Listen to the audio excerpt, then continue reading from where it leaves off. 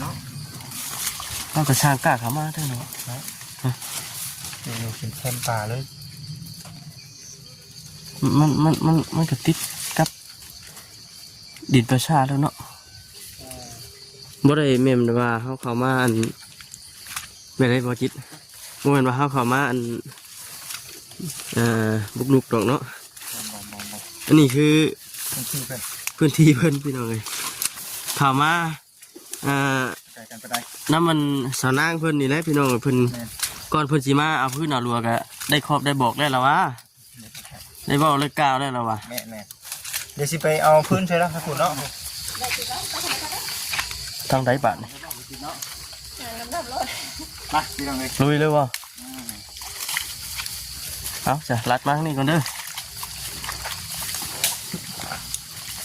มีทางอยู่ครับพี่น้องเลยเนาะ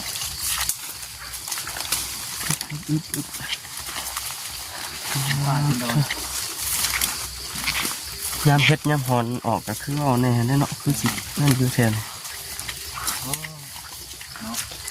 ไปแล้วบอกมาไปแล้วทั้งมันจะโค้งไปทั้งเก่าเนี่ยมันจิตเด้ฮะห้อยกับเขาภาษาขึ้นมาจ้ะหุ่นไปครับโอ้ขอบคุณทั้งตุกตาลายเด้อตุกตาเห็นยังก็ให้เจ้าจันเลยเจ้าหงเจ้าเฮืองเด้อที่ว่าซอยเรือน้องในมือนี่นะแม่กับไอผัวเรานั่นแหละครอบครัวเพิ่นเนาะครอบครัวขอบใจครอบครัวหลายๆตุกนะเห็นยังก็ให้เจ้าขุนเจ้าเกินทั้งครัวทั้งเมียเด้อโดยสิ่งใดก็ให้เจ้าได้สิ่งนั้นโดยถูกเนาะ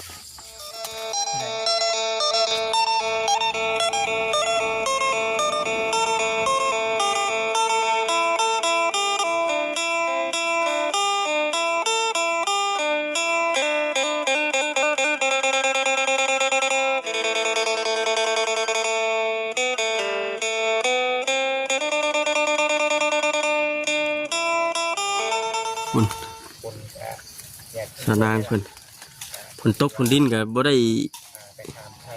อยู่บ่ได้เศร้าเนาะว่าง่ายๆกับผลมันอยากคือห้วยแล้วล่ะพี่น้อยผลห้วยแล้วก็เป็นอันออกมาหาพื้นไว้คันว่าบ่หาไว้ตอนนี้ก็มันสีลำบากช่วงตอนค่ำนะพี่น้อยค่ำมืดจืดตามาเห็นกระติกก็เลยมาให้กับพ่อแม่พี่น้องFCได้เบิ่งตอนเทื่อเราออกมาเก็บเอาพื้นนี่แหละพี่น้องอยู่ป่าแถวละแวกแถวใกล้ๆนี่แหละกับบ่ไกลไปไหนหรอกติดกับประสาทคือว่านั่นแหละพี่น้องเลยข้างหลังบ่คำกันป่าเนาะวันนี้ก็ได้พี่น้องก่อนอื่นก็ทักทายสบายดีเด้อพี่น้องเด้อเนาะทักทายสบายดีพ่อแม่พี่น้อง FCกันเบิดทุกคนพี่น้องพบเจอกันอีกคือเก่าเมื่อนี้ก็อยู่น้ำปลาน้ำดอนเถอะอยู่โซนทางหลังก็คือซีเมนนั่นนี่พี่น้องเนาะเป็นนั่น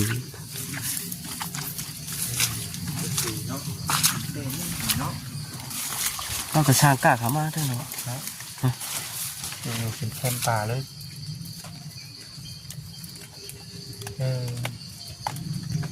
เห็นบ้างครับเห็นนะบุกไปกันก็ได้ที่ต้องเนาะขอพื้นขอรัวน้ำเพลินนี่ได้จะ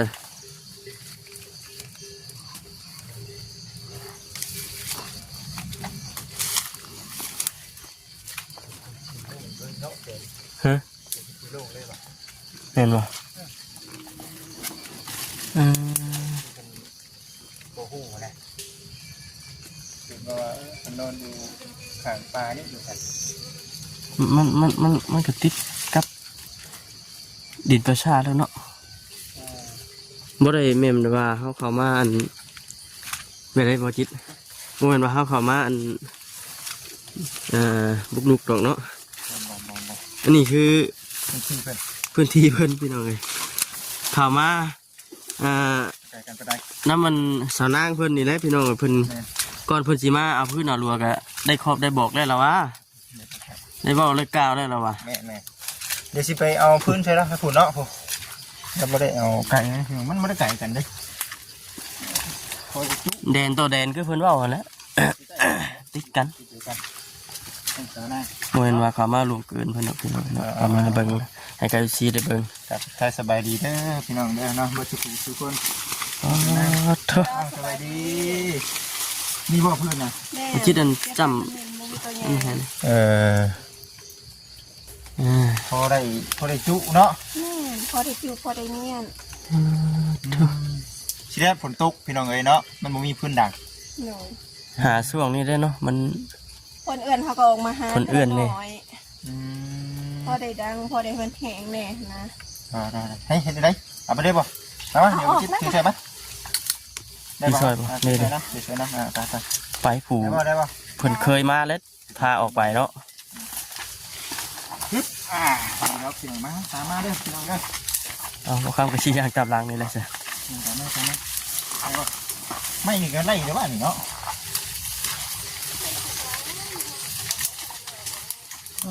แล้วก็บุกหมุนเข้ามาดิเนาะเจ้าบ่ย่านเพราะอันนั้นเจ้านางเฮาเข้ามาเกิดย่านแน่บ่แน่เลยเนาะ มีบ้างได้แข่ง ให้มืดเลยก็บ่แนะนำเข้ามาว่าได้แหละ เห็นว่ามันค่ำมันมืดมันนั่นก็เอาแถวใกล้เอาฮะ มันดูมันเป็นนี่แหละเนาะก็ได้คิดได้ดังเนาะนี่ก็ได้ถึงตรงหน้าเนาะ เป็นโซนทงนากระเจ้าพี่น้องนะ ทำหน้าพระเจ้าเลยคือให้คือเจพออยู่นั่นหน้าพระเจ้ากับมึงที่น้องบ้าน ใครจะว่าคนเอื้อนแล้วล่ะพี่น้องเนาะ คือว่าได้ว่าทางไหน ทางใดบาทนี่ มาพี่น้องเลย ลุยเลยวะเอาจ้ะลัดมาทางนี้ก่อนเด้อ เฮ้ยมีทางอยู่แล้วพี่น้องเลยเนาะ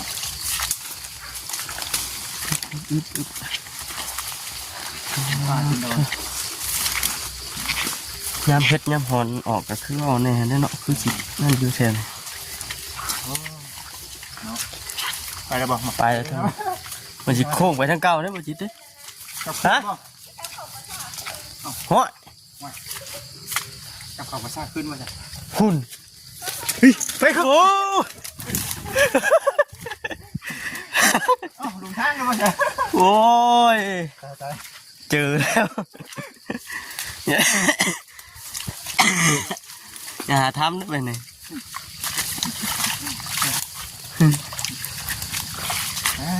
เนาะนี่เนาะเดี๋ยวมันที่เห็นไปได้นี่เนาะครับ แม่น เห็นไปเลย มันมีแดนพังไว้อยู่ได้นี่ นี่จะเมนไปเลยเนาะ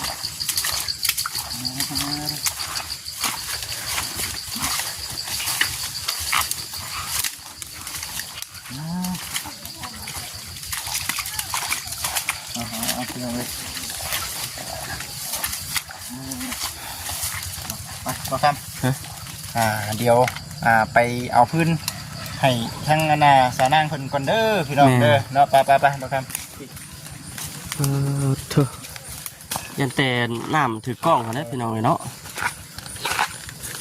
บริจุเนาะ แม่ ล้างมือ นำล้างมือเพิ่นได้ เป็น เนาะ โอเป็นคู่เป็นหยังก็บ่ได้มีเลยเนาะ บอก เออ จกเลย จุกเลย เอาในนั้นป่ะ โดย จุ่มเลยนะเนาะ โดย เพราะน้ำใส่ได้เมื่อว่าเขากินหยังเนาะพี่น้อง แม่ เนาะ ใส่ไว้ล่างพลังไหนจะซื้อ ได้แต่ข้ามนี่แหละได้แต่อันนี้แล้ว ยามแรกเลยครับโอ้ยน้องอะไรนะน้องน้ำเพชรเอ้า น้องน้ำเพชร เอาสบายดีน้องน้ำเพชร ไปดีแล้วนะเพชร สบายดี อ๋อเป็นไดยุงไม่ได้หามบ่เมื่อคืนนี่ บอกนะหรอ ฮะยุงหามโอ้ยเนาะ โอ้ยเนาะเอานี่แหละพี่น้องเคยเป็นมีผ้าแล้วไงนี่เนาะ เพิ่นไปยืนเพิ่นนะ แต่งมือกันเด้อ เอาไปนี่ก่อนเด้ออย่าลืมไปชมเพิ่นน่ะ โดยยังสิเอาไปใส่ลายอยู่ยังสิไปหาพื้นอีกเด้ ยังสิใส่อยู่เนาะ โดย ยังงงอยู่เนาะ กับทางเท่านี้ได้ให้มันเป็นพร้อม แม่ นี้ ทางคนเป็นแล้วก็ไป ซั หา บ พื้น ซับ หา ซับ ลัว กกไม้ตัวใดมันเกะกะแถวใกล้ๆนี่ก็ซับไปน้ เดี๋ยวนี่พอได้จุพี่น้องเห็นบ่ฝนตกแบบนี้เนาะพอดี ำอายไฟเนาะ หายไฟกินข้าวได้ละฮะ กินเหล้า โอ้กินแล้วเนาะเจ๊งอยู่ครับ อ่า เจ๊งอยู่เนาะ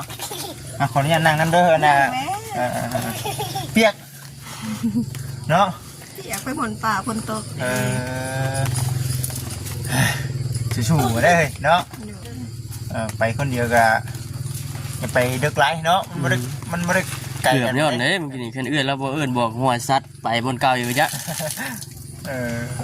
บ่ไกลกันไปไหนใดเนาะบ่ไกลกัน มัน กา ก็ เพ บ่ ราะว่าของงานนะเฮาขึ้นไปสวนเทิงน่ะมันสีแนมเห็นนาคนแต่ว่าเข้าไปทางนั้นน่ะมันสิเป็นปราสาทเด้ อืม เฮาว่าต้องเห็นนาคนเฮาต้องหลอกเข้ามาทางนี้มันสิส่วนข่อยอยู่หั่นนะข่อยก็จื้อเอาแบบนี้แล้วข่อยไปกะ อืม สภาพพี่น้องเลยเนาะสภาพอากาศ ตกได้ตก มา ได้ พี่มาล่ะมานั่งพี่มานั่งพี่มามานั่งพี่มานั่งอย่าดื้ออย่าดื้อเนาะก็คือว่าเมื่อนี้นะทางบริษัทเองนะได้รับหน้าที่เป็นสะพานบุญเนาะให้กับทางเอื้อยเนาะเอื้อยตุกตากับทางไอเอพี่น้องเลยทางสหรัฐอเมริกาพุ่นแหละเมื่อนี้นะทางเอื้อยเพิ่นได้ผ่านเงินมาให้จิตมามอบให้เพิ่นแน่เพราะฉะนั้นพอได้ซื้อมุ่งซื้อม่านซื้อที่ว่าอะไรเนาะของจำเป็นเนาะถือว่าไกลเติบบ่ไกลเติบได้นี่เนาะเพื่อเข้าบ้านเนาะอยู่บ้านบ่อันเครื่องของขายนี่อยู่ไสนี่ อยู่นี่บ่มีติ อยู่ เขา บ่ ว่า มี มีแต่ออกไปอันนะผู้ออกไปอันนอกผู้เที่ยวนี้เขาบ่ขายนะ เอาซะ นอ เนาะ กจากว่าตลาดนัดวันจันทร์วันคารหาวันอันศุกร์มันสิมีก็ เรื่อง เขา ต ต้อง ลาด ข นัด าย เนาะ โดย ก็เก็บไว้ซะเนาะเก็บไว้ตัวใดมันยากเขาก็บ่ไปซื้อเนาะ โดย เก็บไว้อยู่ในของ แฮ่ ไทย กระตนกระโต โดย เพื่ออีหลาบ่สบายเป็นยังไงแค่นี้แล้วบ่ฮะ บอกเพิ่นไม่ อุ้ยนี่คือติดป้ายอยู่บ่ โอ้ยเนาะ ไอเซาคิงฮอดแล้วก็มาไอ อืม อ๋อ แต่บินาไข่ฮอดไข่อันนั้นนะแม่กินยาซื้อยาให้กินนะมันมาไอแบบนี้ สิแหละพี่น้องเอ้ยเนาะเป็นบ่เลยแม่เลี้ยงเดียวเนาะหนีฮ้อนมาเพิ่งเย็นอยู่นี้เนาะหนีฮ้อนมาเพิ่งเย็นอยู่นี้คือวิจิตเว้าแน่แหละเคยถามเบิ่งเมื่อวานนี่ก็พอก็มีอยู่แต่เพิ่นอาศัยอยู่น้ำพี่น้องเนาะ โดยอาศัยอยู่น้ำผีน้ำน้อง ขออยู่น้ำพี่น้องคือเรานี่ไปสังครอบสังครัว แม่น อยู่นอก หลายฟ้าหลายปีเลยจ เก้าน ปี บ่ได้กลับเนาะ โดย9 ปี อ่า ที่ว่าข่อยสับขอบสังควรอยู่ เก้า ครอบ ปี ครัว บ่ได้มีที่เจ้าของเนาะ โดย มีแต่ย้ายไปเลยเฮ็ดวันใดก็แม่นปุกกระต๊อบอยู่หั่น โดย เครื่องใช้ของซอยนี่คือป้าเลยเนาะ โดย มันบ่มีแบบว่าเป็นรักเป็นแรงอยู่แล้วเนาะ แม่น เป็นงานแบบนี้นะพี่น้องเลิกลากันกับผัวก็คือเป็นผัวก็เกิดว่าเราเป็นพลุงพละแน่ แม่น หาเงินหาคำบ่ได้บ่เกินก็พิดกันนะบาดนี้เนาะ โดย มีผู้รักผู้ใหญ่มี FC เนาะคอมเมนต์กันเข้ามาบ่แม่นว่าเรามีผู้เว้าบ่แม่นว่าเรามีผู้สาวน้อยบ่ว่าซั่น โมโหคือกันเด้อตัวนี้ บ่กันเนาะ โดย แต่ว่าคือเจ้านี่ว่า อยู่ร่วมกันตลอดอยู่เนาะบ่ได้ไกลกันปานใด โดยบ่ได้ห่างกัน เพิ่นว่าหน้างานเราเฮ็ดก็แม่นอยู่หั่นเลยเนาะ โดย อืม คำว่าเราไปอยู่บนอื่นแล้วคำแรงมาบ้านน่ะสิขึ้นน้ำอยู่เนาะ โดย อันนี้แบบอยู่นํกันเนาะ โดย เป็นเราบ่ทักเลยแหละพี่น้อง อืม เฮ็ดจังได๋ซั่นเนาะเฮ้ยสิได้นี่นอนบ่มีมุ้งบ่มีม่านเนาะเป็นไข้เป็นหนาวนี่แหละขยุง งาน นะ ไข่ยุ่งอันนี้อยู่น้ำปลาน้ำดอนสิกันเนาะเด็กน้อยครับ น้ำฝนตกฝนดินก็จะพาลูกก็นะเข้าไปหาพื้นเด้อเนาะ มีแต่ว่าคันว่าหาพื้นหาลัวกับลูกอยู่นี่แม่ไปผู้เดียวแบบนี้มื้อนี้แหละ คือมื้อนี้นี่ติ โดย ดีแล้วเนาะคือฉะนั้นมันนี่ก็บ่ได้ไกลปานใดพี่น้องเอ้ยเนาะแต่ว่าอันบอกลูกจุบเจือได้เนาะไปเด้อย่านกับเจ้าลอยตามหลังไปเด้อโว้ยลงป่าแล้วบัดนี้ไปน้ำปลาน้ำโดนให้ท่าอยู่นี้เห็นพี่น้องลูกเพิ่นบ่ได้ขี้ดื้อปานใดเด้พี่น้องเอ้ยเนาะบ่ได้ว่าขี้ดื้อพอปานใดมีแต่ FC เพิ่นก็ส่งกำลังใจให้อยู่เด้อโดยขอบใจสู้ๆแน่เฮ้ยเนาะในเมื่อมันเป็นแบบนี้เด้มันเลือกบ่ได้เลยเนาะแม่ก็คือเว้าเนี่ยพี่น้องครับทั้งเอ้ยเพิ่นก็ว่าโอ้ยบ่ย่านบ่ว่าซั่นอยู่ปราสาทแบบนี้มันก็ย่านแน่แต่ว่าพออยู่ได้มันบ่มีผู้ใดมาไล่เนาะแม่ อยู่นี่บ่มีผู้ใดมาไล่นี่เดี๋ยวไงเนาะโอ้ยแต่กดเอาเนาะสู้ๆสู้ๆหั่นแหละคือว่าแน่แหละพี่น้องเฮาออกจากบ้านมาหลายฟ้าหลายปีเลยสิเข้าบ้านก็บ่จักคนเนาะแม่นเข้าบ้านเข้าเมืองบ่ฮู้คนมันจักสิอาศัยไฟเพิ่งไฟติแม่อาศัยพ่อแหละพ่อบัดพ่อก็ยังอาศัยเพิ่นอยู่บ้านพ่อก็อาศัยเพิ่นก็ยังหาข้าวกินน้ำเพิ่นคือกันพ่อก็บ่มีสิกินคือกันแค่ว่าเฮามีดินดอนตอนหญ้ามีให้หน้าตะกร้ายังว่าเนาะยังว่าพอเมื่ออยู่พุ่นก็เพราะว่าตบอยู่ก็อยู่แม่น FC เพิ่นก็คอมเมนต์กันเข้ามาอยู่ว่าให้เราเอาพ่อเรามาอยู่นำเป็นหยังว่าซั่นจังได้เบิ่งลูกเบิ่งเต้าพอได้ให้เพิ่นไปเฮ็ดเวียกเฮ็ดงานแบบว่าหาพื้นหาดัวตัดไม้ตัดตอกแบบนี้แหละว่าซั่นแต่ก็คือเว้าแน่แหละพี่น้องเอ้ยเนาะจากบ่จิตสังเกตเบิ่งนี่ก็นั่นคือสิบ่อยากมาอยู่แบบนี้ดอกเนาะมันก็ลำบากเด้ซะแล้วก็สู่หมุนสู่อยู่นำเขาเจ้าไปก่อนว่าซั่นน่ะแล้วมันอยู่บ้านเนาะมันบ่แล้วก็อยู่กลางป่าคือกันให้อยู่หน้าคือกันเห็นบ่เราก็อยู่ป่าอยู่ดงอยู่ไห่อยู่นาคือกันนั่นแหละพี่น้องเนาะว่าติดตามชมเบิ่งไปน้ำกันเนาะมันนี่ก็เกือบลงป่ายอดมาจริงๆก็กลับขึ้นเข้าไปป่าคือเก่าเนาะคันว่าเราบ่นี่พอแห้งเนาะไปซะเนาะเดี๋ยวเบิ่งสิเบิ่งเงินก่อนใส่เนาะเงินบ่จิตก็เอาไปใส่เพิ่นไปเป็นเงินของทางเอ้ยตุ๊กตาเนาะตุ๊กตาไอเพื่อนพี่น้องเอ้ยเนาะเป็นเงินจำนวน20 ดอลเนาะแม่20 ดอลอยู่บ้านเฮาเดี๋ยวนี้เด้อพี่น้องเด้อตกเป็นเงินก็4แสนกับ 16,000เนาะไปมั้ยกันเด้อไปมันเท่าไหร่เนาะไปมันให้ทั้งเราพอได้ใส่ใจเนาะเป็นน้ำซานที่น้ำกระตุ้นกระตูแน่แหละบอกพอ1,000เด้อได้แต่15พี่น้อง1,000หายเนาะกาเป็นเงิน20 หลอนเนาะตกเป็นเงินบ้านเฮากะ4แสนกับ 16,000 กีบพี่น้องเอ้ยเนาะบัญชีเองก็สิมอบให้เราเนาะขาด1,000เนาะแต่อยู่แล้วว่านี่เนาะคิดนี้ไว้ก่อนเถอะนี่ไว้ก่อนนะ1,000พี่น้องเอ้ยนี่ขามาเรื่อยดอกเนาะเอาเด้อให้เจ้าเก็บไว้หนุ่มมือเอาขอบคุญขอบคุณทั้งเอ้ยตุ๊กตาลายเด้อเอ้ยตุ๊กตาเห็นยังก็ให้เจ้าเจริญให้เจ้าหงเจ้าเฮืองเด้อที่ว่าซอยเรือน้องในมื้อนี้แม่นกับไอ้ผัวเรานั่นแหละครอบครัวเพิ่นเนาะครอบครัวขอบใจครอบครัวหลายๆไอ้ตุ๊กนะเห็นยังก็ให้เจ้าขึ้นเจ้าเกินทั้งผัวทั้งเมียเด้อโดยสิ่งใดก็ให้เจ้าได้สิ่งนั้นโดยถูกเนาะดีใจดีใจบ่ดีใจพี่ว่าเขาเห็ดมันอยู่แบบนี้กับมีคนอีกต้นซอยเรือเฮามีคนใช่ละเขาก็บอกคิดว่าผลเสียนซีมีแบบนี้ซีมีคนมาซอยเรือเฮาแต่ขอมุกเอาใจเพิ่นหลายๆที่เพิ่นยัง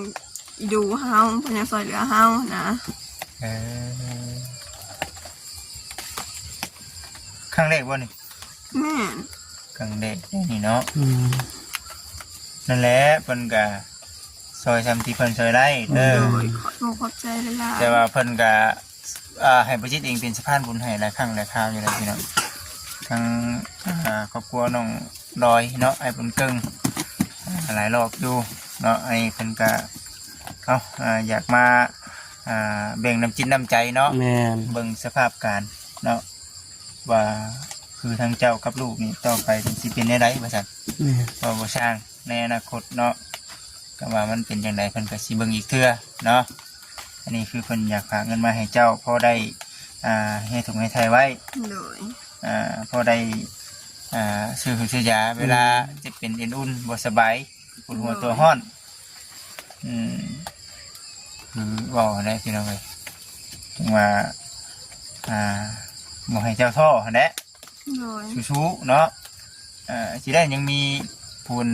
ทุงสารอยู่เด้ แม่นยังมีผู้เพิ่นเบิ่งอยู่เนาะ หักคนเพลงอยู่เด้เนาะ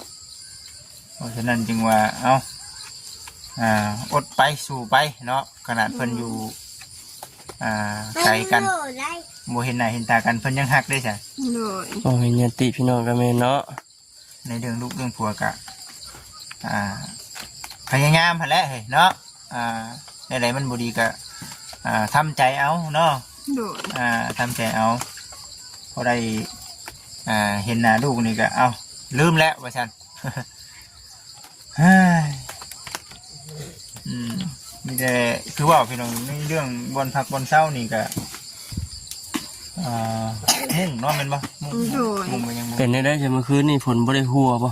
บ่มันกะพ่นน่ะเมื่อคืนนี่มันเพิ่มมาตะตกวังเช้านี่มาค่ะ6 โมง ยังโชคดีได้ เนาะ กลางคืนยังว่าได้ดังไพ่เบิดคืน เพราะว่า ตกวัง6 โมงเช้า แม่เพราะว่าเพิ่นมันมีป่าเลยพี่น้องเนาะมีป่าแหละมันบ่เฮ็ดให้ลมเนาะคำลมนี่เอาบ่อยู่ได้นี่ค้ำไว้ซื่อนี่เนาะ โชคดีมีอันกอไผ่นี่ได้บางนี่บางลมบางหยังนี่ร้อยทั้งร้อยเนาะนี่แม่นบ่อยู่ บ่อยู่ เอาตอกเอาหยังมัดไว้ซื่อได้พี่น้องเนาะ นั่นแหละเนาะในเรื่องเขาวนำซ้ำบากก็เป็นข้าวสุกบ่ไปขอ แม่นไปขอข้าวสุกเพิ่น ขอข้าวสุกกินเด้อพี่น้อง แม่มีติบนอข้าวหน่อยติบหนึ่งกับที่ไปขอทั้งเพิ่นพอได้มาให้ป้อนลูก พอได้คนลูกคนเต้าเนาะ แม่ ได้ป่ะครับเนาะก็นั่นแหละเดี๋ยวจังใดก็คือเว่าเด้อพี่น้องเด้อเนาะเบิ่งคลิปนี้ก็ดีใจนํเนาะดีใจนํที่มีผู้รักผู้ใหญ่เพิ่นคิดเห็นเนาะมีแต่ว่าผักเติมพอแล้วเฮาก็เดี๋ยวสิทางซอยเพิ่นก่อนพี่น้องเอ้ยแถวนี่แหละย่านงูย่านเงี้ยวเดี๋ยวสิเฮ็ดซอยเพิ่นพอบ่ให้มันหกกว่าเก่าคุณ บาดนี่ กินขนมลายบ่ฮะ บ่สิไข่ เป็นไข่บ่ ข้าวไข่ กินได้ยาใช่กินได้ กินแล้ว เอามีเห็ดมียาได้พี่น้องเอ้ยชื่อเอานะคันบ่บ่ดีบ่เซาก็ได้เด้อ โดยกาสิเบิดแล้วดอกยาก็กินเพิ่นตัวช่วยนี่ก็เบิดก็สิซื้อยาให้เพิ่นแน่อีก ฉันแล้วบ่อยู่มันหนึ่งคือฮอนอนตากเนาะ ตามสถานที่มันนี่ได้แบบนี้ได้จักความเย็นอายอากาศแน่เนาะช่วงเช้าช่วงดึก เจ้าก็ อากาศเย็นผ่าบางใช่ไหมวันนี้โอ้ย รักษาสุขภาพนำเจ้าก็ได้เด้อเนาะอย่าหุกเหิมแบบว่าเกินไปคือว่าแน่แหละพื้นดัวนี่ก็กะว่ามันสิเบิดก็หามาเพิ่มอีกเนาะ โดย คันตอนพี่ได้ง่ายแล้วนี่ง่ายถึงเวลาง่ายก็ง่ายได้นี่ แม่นนะ ยันฝนตกมานี่ยันมันอันนั้นเลยพี่น้องเอ้ยเนาะ ถ้าเราเชียวเขามานี่โอ้ยพายางในสิกูดเบิด พายางมันลวกพายาง มันอายโหนเพิ่นเด้ แม่มีแต่ว่าพยายามว่าฝนตกเขาพยายามใช้พื้นหนา สูงเขาเนาะ แม่ซุ่มขึ้นนะแบบว่ามันพายอยู่กองหลุมพื้นอยู่เทิงมันจิตอยากน้ำพื้นน่ะนะ เฮ้ยเนาะไปสันเนาะหาได้จังหวะกันพี่น้องเอ้ยทั้งทีมงานกับว่าสิเข้ามาอยู่ได้มื้อนี้น่ะเนาะเจ้าก็คือว่าเลยเนาะถ่าอยู่นี่ก่อนเนาะจะพ่อเขาป้าเขาลงได้เนาะยันว่าทางทีมงานบ่ มาบ่พ่ออะไรติ พ่อเนาะผมคิดเองก็สิอยู่นี่ก่อนนะพี่น้องเอ้ยเนาะเพราะนึงคือเพื่อเฮาสิมาฮอดนี่ก็ใช้เวลา เวลาโดนอยู่ ลุ้นเติบเนาะลุ้นเติบเดี๋ยวสิ สาทางทีมงานมาก่อน แม่นว่าง่ายก็อยู่ไทยคลิปให้กับพี่ซีได้เบิ่งน้ำกันก่อนหั้นนะ แม่พี่น้องเอ้ยไปเด้อสู้ๆเด้อทางสาวนางเด้อมาหาสบายดี มาสบายดีเพิ่นไม่รู้ มาน้องน้ำเพชรมาสบายดี บายดี ขอบใจเด้อ ขอบใจเด้อ เอาอวยเซ่พ่นให้เอ้ยตุ๊กตาแน่ ไปแต่พี่น้องเอ้ยเนาะคลิปนี้ก็คือสีประมาณนี้แหละพี่น้องเอ้ยเนาะจังไดก็ขอบคุณหลายๆเด้อเนาะทางเอ้ยทุกตาทางผู้รักผู้ใหญ่เพิ่นที่สงสารทางสาวนางในทางลูกสองเพิ่นพี่น้องเอ้ยอยู่กินในป่าว่าซั่นเนาะพาลูกน้อยอยู่น้ำป่าตลอดอยู่จังไดก็ขออยู่ดีมีแฮงเด้อเนาะความเจ็บจะได้ความไข่อย่ามีว่าซั่นเฮ็ดหยังก็ให้เจริญรุ่งเรืองก้าวหน้าต่อไปไปพี่น้องเอ้ยอยู่ดีมีแฮงสบายดี